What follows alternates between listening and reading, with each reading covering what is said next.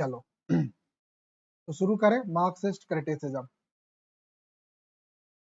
Marxist criticism is based on the social and economical theories of Karl Marx and Friedrich Engels।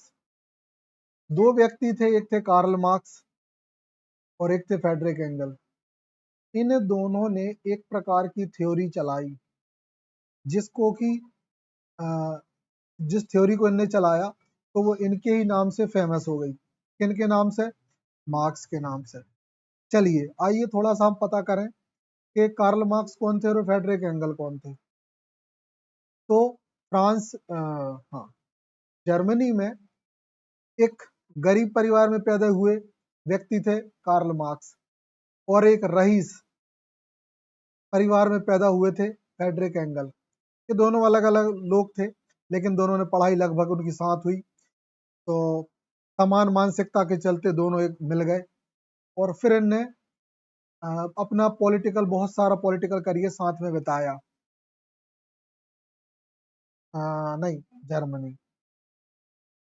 ठीक, तो अब बात आती है कि कार्ल मार्क्स थे क्या। तो कार्ल मार्क्स की एक थ्योरी थी, there believe including the following. तो इनकी जो थ्योरी थी उसको हम आगे देखने वाले हैं कि कार्ल मार्क्स की थ्योरी क्या कहती थी। अच्छा, इसको पढ़ते हुए ऐसा फील हो रहा है जैसे अपन राजनीति विज्ञान पढ़ रहे हों। ठीक है, लेकिन ये मार्क्सिस्ट क्रिटिसिज्म है। मार्क्सिस्ट क्रिटिसिज्म का मतलब होता है कार्ल मार्क्स का जो भी नजरिया था, उनने जो कुछ बोला वो किसी न किसी लोगों के अगेंस्ट था। तो इनने जो भी साहित्य लिखा वो मार्क्सिस्ट क्रिटिसिज्म कहलाया। मतलब कार्ल मार्क्स और कार्ल मार्क्स की मानसिकता पे आधारित जितना भी लिटरेचर है वो सब किस चीज में आएगा? क्रिटिसिज्म। ठीक,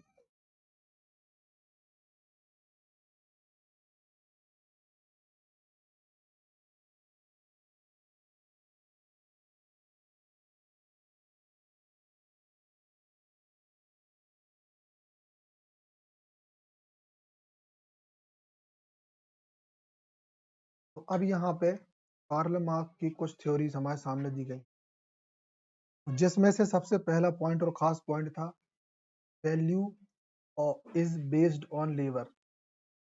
किसी भी व्यक्ति की जो कीमत है उसके काम के आधार पे होगी, मतलब लेबर के आधार पे। लेबर मतलब होता है the working class will eventually overthrow the capital middle class. Capitalist middle पूंजीपति लोगों ने जो वर्किंग क्लास था वो उनको उखाड़ के फेंक रहे थे, मतलब अपने रास्ते से हटा रहे थे।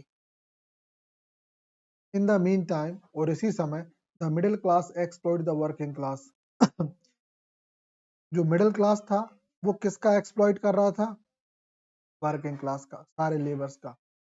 मोस्ट इंस्टीट्यूशन, अच्छा याद रखना, जैसे कल स्कूल की बात थी वैसे इंस्टीट्यूशन भी यहाँ पे अलग सेंस में। तो जितने भी धार्मिक संस्था थे जितने भी रिलीजियस लीगल संस्था थे, एजुकेशनल थे, and the government are corrupted by middle class capitalist. ये सब किसके द्वारा करप्टेड थे? मिडिल क्लास के द्वारा। करप्टेड मतलब होता है भ्रष्ट। हाँ,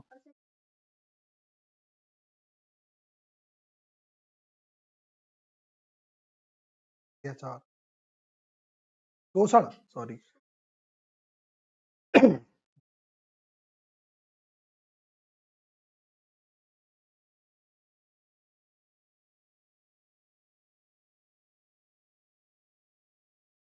दिख रही है।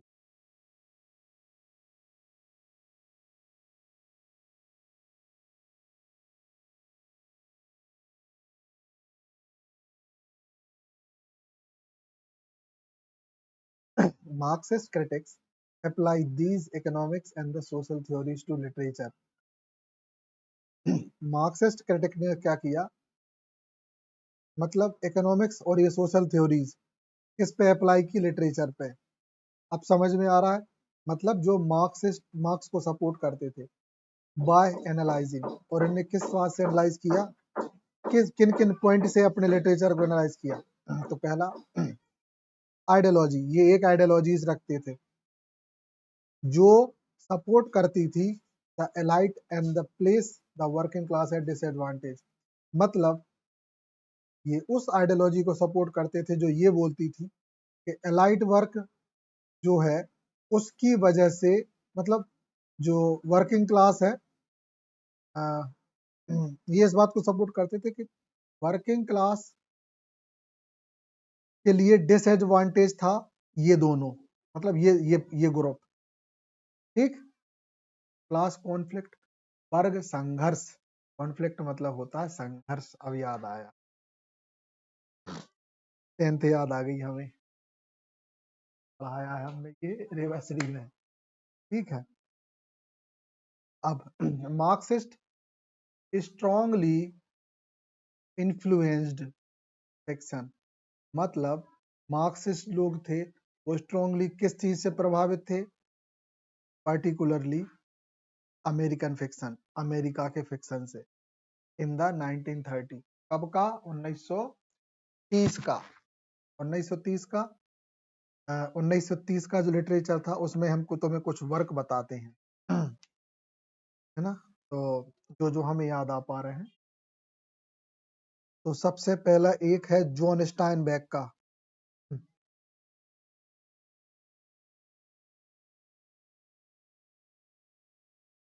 जॉन स्टाइनबेक, STAIEN, देख लेना स्पेलिंग फिर भी गलत हो सकती, स्टाइनबेक, BECK, वो BACK नहीं हो,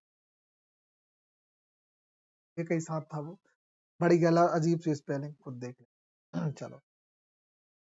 आई थिंक इनका एक, ये उस समय के फेमस राइटर थे, है ना। दूसरे थे वो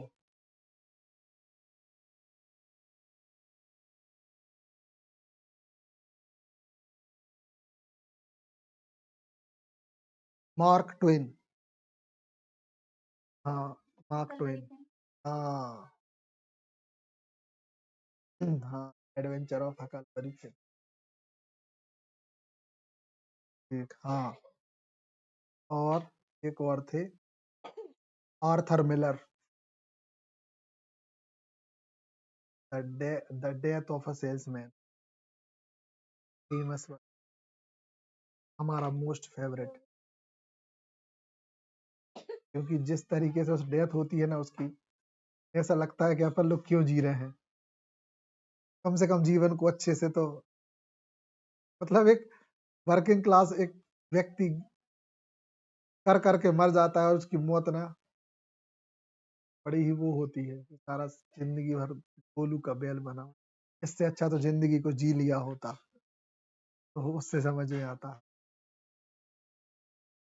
ठीक है, अब देख लें हम अगला बार।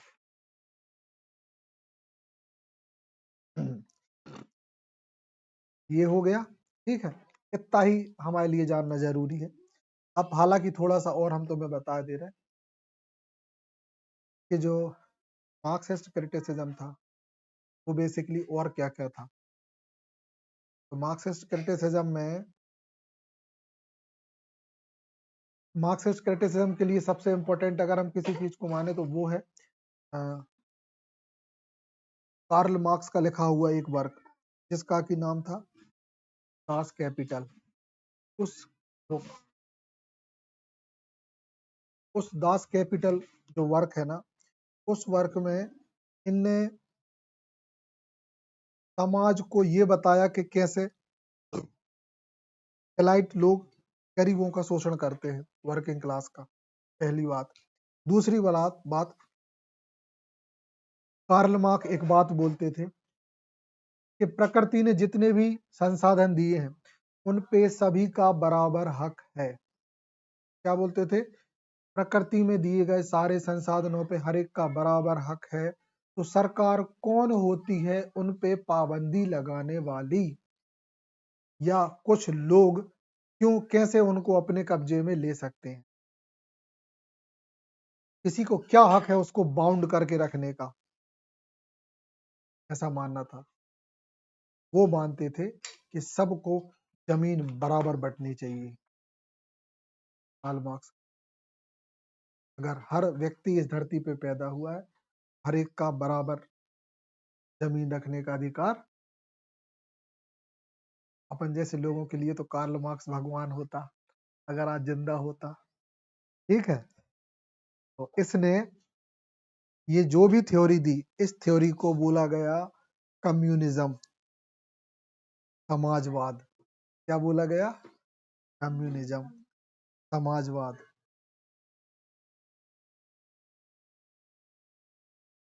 Karl Marx, KARL, Karl,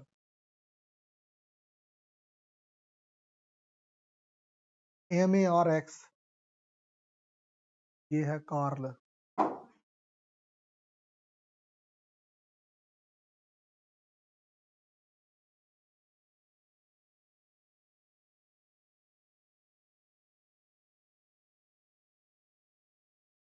communism, communism,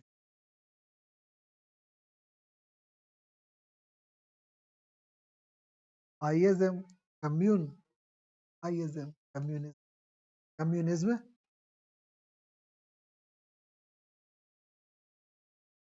ठीक है, चलो आगे देख।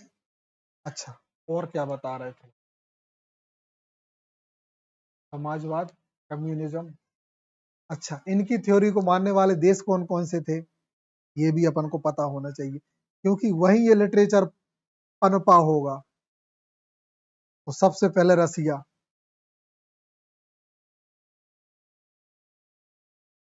ठीक। Number 2 China. हाँ, ठीक है। और थोड़ा बहुत जो कदम पड़े, वो था इंडिया। इंडिया में पार्शियली, मतलब कुछ हिस्से में, पूरा नहीं। ठीक है। हमारे जो भगत सिंह थे, अ, वो भी मार्क्सिज्म को सपोर्ट करते थे। नहीं नहीं, कार्ल मार्क्स नहीं आए। इनने ये थ्योरी दी थी फ्रांस को देख के, फ्रांस से जिनका दिमाग खराब हो गया। हाँ, कार्ल मार्क्स को देखा नहीं देखा? इतनी बड़ी बड़ी दाढ़ी है, अच्छे, है ना? हाँ, ऐसे देखो, ये बाल दिख रहा है अलग अलग ऐसे, उसके भी दाढ़ी के पूरे ऐसे खड़े हुए दिखता है एकदम अलग अलग। और यहाँ के सिर के भी ऐसे अच्छे, मतलब व्हाइट बाल दिखेंगे। समझ गए? देख लेना, इतनी बड़ी बड़ी इतनी बड़ी मूछें हैं, मतलब पूरी एकदम फूली फूली।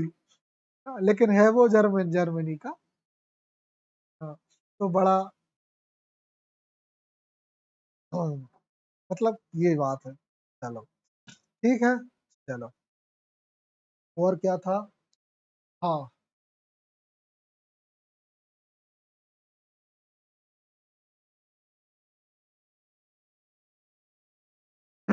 हाँ राज, घर पे ही थे। क्यों, कब से का लगा रहे फोन, कहना? नहीं, यही है हम अंदर ही तो है, कहाँ के नीचे बैठा है? अंदर आओ, कहना, अंदर ही है हम।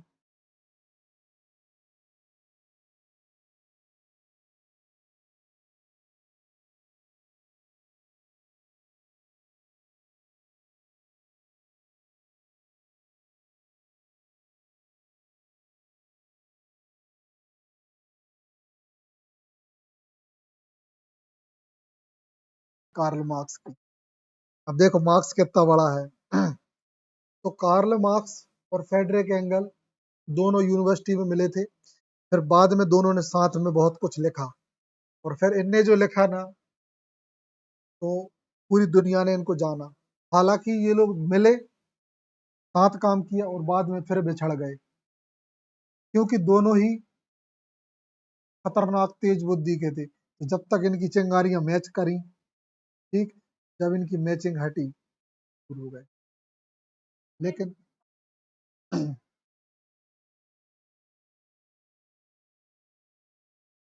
हाँ हाँ, तो ऐसा ही कुछ समझ लो। तो बिल्कुल कहानी ये रही है।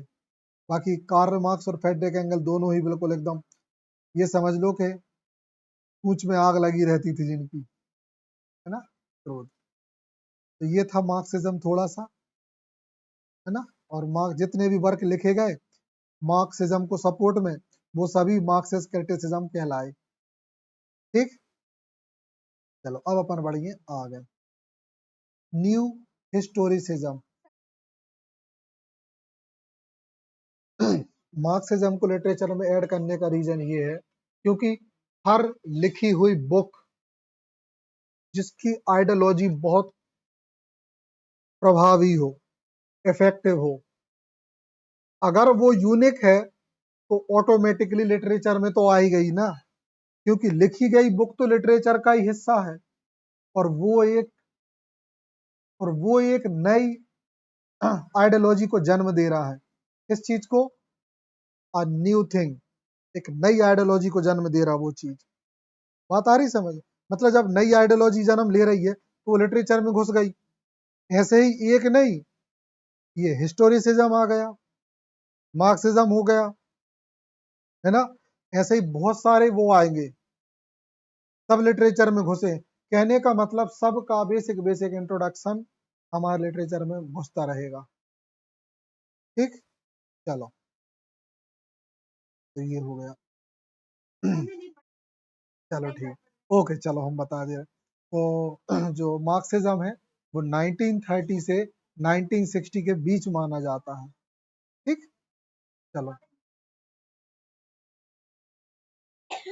हाँ, चलो देखें। यहाँ आना, अपन टेक्स्ट पढ़ेंगे ये, है ना।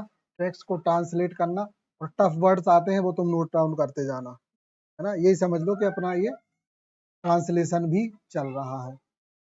पॉइंट ऑफ व्यू बदलना है चीजों को, पॉइंट ऑफ व्यू से देखना है।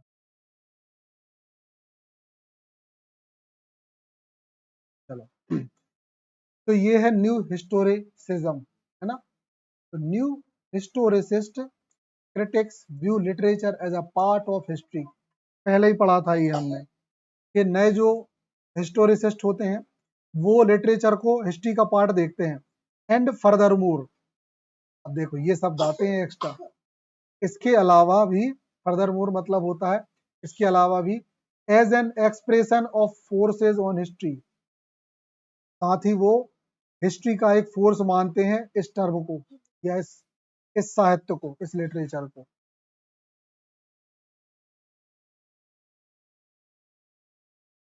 पढ़ें, तो new historicism compares literary analysis to the dynamic circle.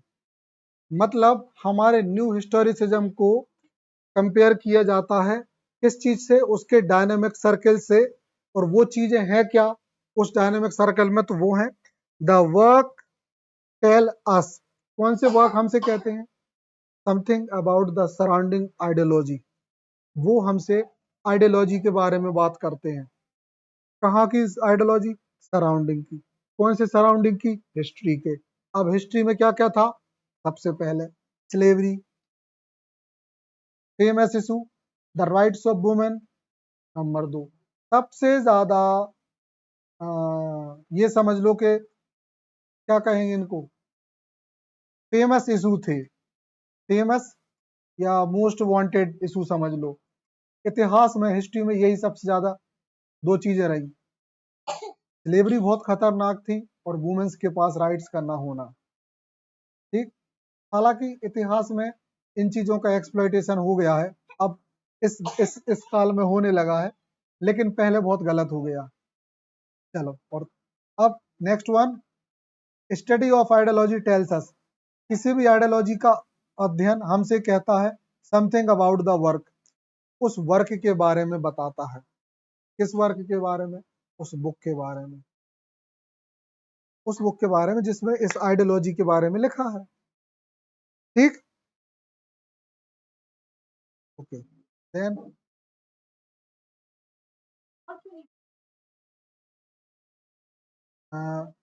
वो छोटी टर्म रही है।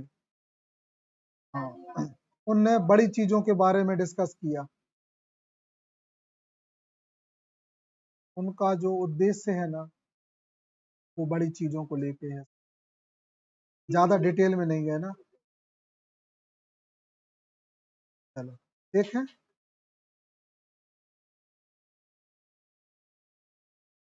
न्यू हिस्टोरिसिज्म, चलो इसको थोड़ा सा अपन रीड सी, बिल्कुल समझना। अब देखो, readers are influenced by, readers थे वो प्रभावित हुए, इन्फ्लुएंस्ड हुए बाय देयर कल्चर, अपने कल्चर से। तो no objective reading of a work is possible, इसलिए वो किसी इसके अलावा किसी दूसरे वर्क को पढ़ नहीं सकते थे, क्योंकि अगर आप एक पुस्तक में बिजी हैं तो आप दूसरी नहीं पढ़ोगे। अगर आप एक आइडियोलॉजी को मानते हैं तो आप दूसरी को नहीं मानोगे।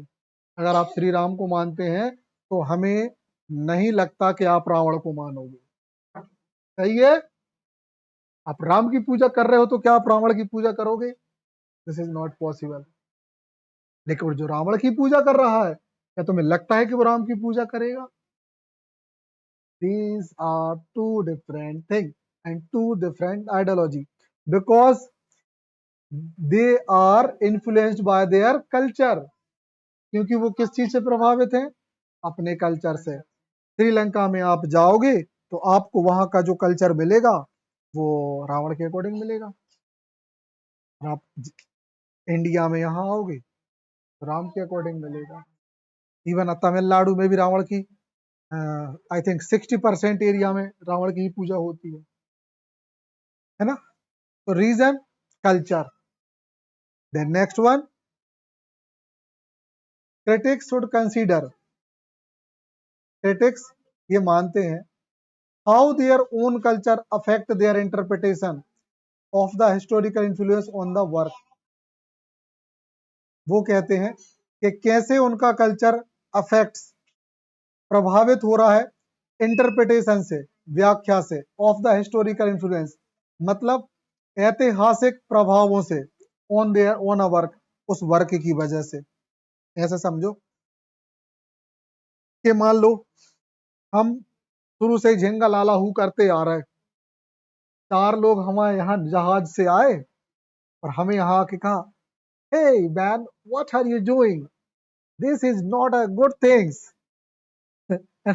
see this and do this just like that, है ना? तो उनको झिंगा लाला हू को ऐसे ऐसे करने बता दिए।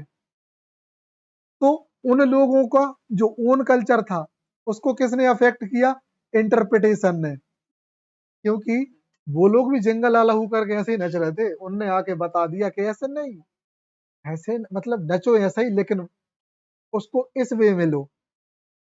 कहने का मतलब हर चीज का गलत इंटरप्रिटेशन कर दिया, उनके डांस को उन्होंने गलत ठहरा दिया, अपने डांस को सुपीरियर बता दिया। ठीक, तो बात आई समझ में? इतना सा खेल है। तो गलत इंटरप्रिटेशन, आज जैसे तुम ही यहाँ बैठे हो, हम तुम्हें न्यू हिस्टोरिसिज्म का मतलब, हम तुमसे कहते हैं कि न्यू हिस्टोरिसिज्म मतलब ये होता है कि इतिहास को नए तरीके से पढ़ना। तो तुम अबे तो क्या दो हाँ, बाद में क्या हो, दिमाग खराब कर दो हट।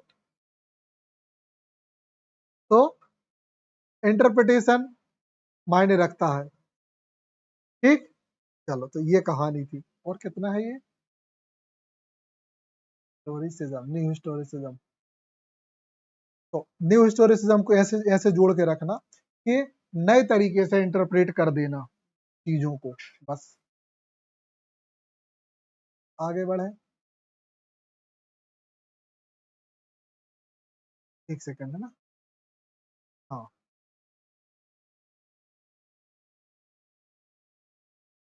चलो तो अब देखो न्यू हिस्टोरिसिज्म को आगे बढ़ाए। तो literature is one among many social constructed text, जो साहित्य है वो बहुत सारे जो सोशल टेक्स्ट बने हैं वो है। If there is a different, अगर इनमें अंतर होता है, it is the international use of imagination of the convey idea. तो ये इंटेंशनली किस चीज के लिए यूज होगा? मतलब इमेजिनेशन ऑफ कन्वे आइडिया, किसी भी आइडिया को कन्वे करने के लिए इमेजिनेशन में इसका यूज होगा। History is every bit as subjective, इतिहास का हर एक कण एक विषय प्रधान है। एज इंटेंशनली, इरादतन, इमेजिनेटिव टेक्स्ट, मतलब जिसको कि इमेजिन किया जा सकता है ऐसा टेक्स्ट, ऐसे समझो। इतिहास में जो कछु हुआ है ना, उसको हम टेक्स्ट के रूप में इमेजिन कर सकते हैं। हाँ हाँ, बिल्कुल बिल्कुल। ठीक। अब देखो, पर्पस ऑफ एनालाइजिंग लिटरेचर, साहित्य को एनालाइज करने का जो उद्देश्य है, is to locate hidden social message, जिसमें बहुत सारे छिपे हुए संदेश होते हैं, especially those that promote operation, और ऐसे चीजें जो किस चीज को, ऑपरेशन को प्रमोट करती हैं। ऑपरेशन मतलब वो ऑपरेशन नहीं, जिस ऑपरेशन की बात अस्पताल में होती है उसकी स्पेलिंग होती है OPERATION, और ये है ऑपरेशन, दबाव, दमन। ठीक, ठीक है। तो इतिहास में बहुत सारे ऐसे दबे हुए संदेश होते हैं जो किस बात को प्रमोट करते हैं, दमन को। अच्छा, कैसे? ये गलत, एक बुरी बात इनने लिख दी है। अगर आप हिटलर को पढ़ोगे तो आपको आइडिया मिलेगा कि लोगों को कैसे मारना है। आप हिटलर को पढ़ोगे तो आपको एक आइडिया मिलेगा कि लोगों को कैसे मारना है, कैसे टॉर्चर करना है। The way of learning how to torture peoples, है ना, इन ए डिफरेंट वे, है ना। तो ये, तो इसके जो हिडन मैसेज होते हैं ना, वो हमें ऑपरेशन के लिए प्रमोट करते हैं लिटरेचर के।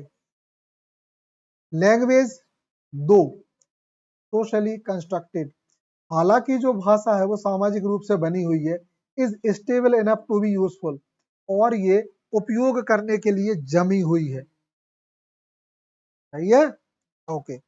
Find a small intriguing or odd piece of the text, interpret it by comparing it to contemporary science system। अब ये बोल रहा है कि फाइंड अ स्मॉल इंट्रीग्यून और odd piece of the text, अगर हमें कुछ लिटरेचर के कुछ अनसुलझे और कुछ ऑड पीस मिलते हैं, इंटरप्रेटेड, और उनको इंटरप्रेट किया जाता है, बाय, किसके द्वारा, कंपेयरिंग इट, तुलना की जाती है, टू कंटेम्पररी साइंस सिस्टम, आज का जो साइंस सिस्टम है, जैसे magazine, newspaper, trade, law, try to locate use and abuse of power. इनसे हमें यह पता चलता है कि कैसे इतिहास में इनको दर्शाया गया और कैसे सत्ता का दुरुपयोग किया गया। अब्यूज मतलब होता है गाली देना, मगर अब्यूज ऑफ पावर मतलब ताकत का दुरुपयोग। तो इतिहास में जो हुआ है वो बताने की कोशिश। अच्छा, साइंस सिस्टम की बात करी तो साइंस सिस्टम मतलब है कि मैगजीन अलग स्टाइल में लिखती हैं, न्यूज़पेपर अलग स्टाइल में लिखते हैं, ट्रेड पता नहीं, लॉ कानून होते हैं।